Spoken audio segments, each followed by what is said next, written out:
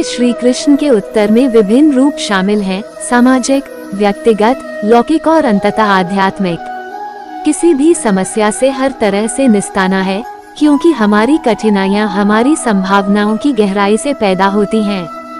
हमारे जीवन से जुड़ा कोई भी अवास्तविक पक्ष नहीं है, जैसे किसी बीमारी की जड़ भौतिकता के नीचे की परतें हैं। धर्म ग्रंथों के व्याख्यान और दर्शन शास्त्र के विद्यार्थियों से किसी भी विशेष स्थिति के लिए सभी सिद्धांतों पर विचार करने के लिए कहा जाता है, हालांकि वह एक सामान्य घटना ही क्यों नहीं है।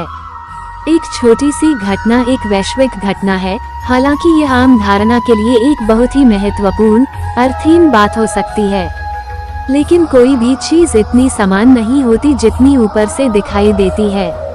प्रत्येक घटना का जन्म ब्रह्मांड जागृति पर होता है।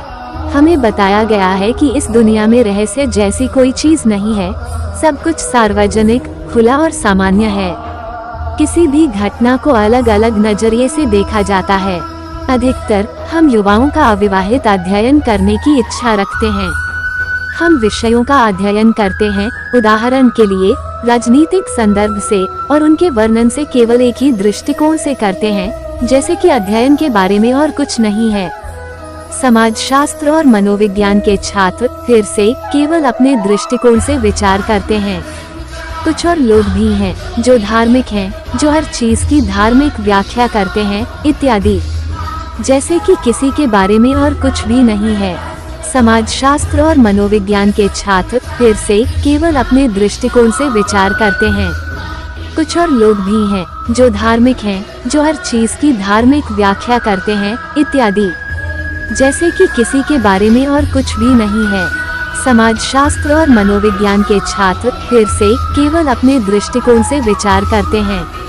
कुछ और लोग भी हैं जो धार्मिक हैं, जो हर चीज की धार्मिक व्याख्या करते हैं, इत्यादि।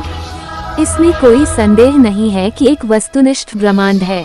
ऐसा अनोखा होता है कि दुनिया अमेरिका से बाहर है और इवेंट की तस्वीरें भी एक ऐसी चीज है जिसे ध्यान में रखना होगा। लेकिन हम विषय के रूप में उस घटना में भाग लेते हैं जो वस्तु स्पष्ट होती है। चर्चा हम विषय के रूप में घटना की घटनाओं में भाग लेते हैं। घटना का एक व्यक्तिपरक सलाहकार भी है। अतः कोई भी घटना या परिस्थिति पूर्णतः वस्तुनिष्ठ नहीं होती, न ही उसे पूर्णतः व्यक्तिपरक कहा जा सकता है। किसी भी घटना में बाह्य और आंतरिक उद्देश्य और व्यक्तित्व का मेल होता है। किसी भी वस्तु के समग्र होने में एक उत्कृष्ट अर्थ भी निहित होता है। ये केवल दुनिया और व्यक्ति ही नहीं है जो एक दूसरे पर प्रतिक्रिया करते हैं, इसके लिए एक अंतिम निर्णायक कारक की आवश्यकता होती है उस तरीके से प्रतिक्रिया करने के उद्देश्य और व्यक्तिपरक सिद्धांत। अक्सर हम ये प्रार्थना ईश्वर की इच्छा से करते हैं। इसका सामाजिक पक्ष भी है, क्योंकि कोई भी घटना सामाजिक अवसाद में नहीं है। समाज से हमारा कार्य किसी ग्रुप से आवश्यक नहीं है। समाज सामान्यतः एक समन्वित व्यवस्था है, वो मानव हो या अन्य। और एक संयुक्त साम्राज्य में हुई घटना का प्रभाव इस संगठन पर पड़ता है। वह संगठन कोई भी हो, वह एक परिवार, एक संस्था या संपूर्ण मानव जाति हो सकता है। को तो सभी जानते हैं। यह उनके प्रेम की ही पराकाष्ठा है कि चोट कान्हा को लगे तो पीर राधा को होती है।